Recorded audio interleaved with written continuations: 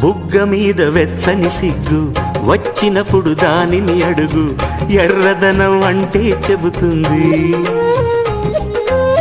పెదవి కొమ్మ పూసిన పువ్వు అందమైన నీ చిరునవ్వు, తెల్ల రంగు అట్టా ఉంటుంది. నీలో నిలువున పులకలు రేగిన వేళ నువ్వే పచ్చని పైరువు అవుతావమ్మా. దిగులు రంగే నలుపు అనుకో, ప్రేమ పొంగే పసుపు అనుకో.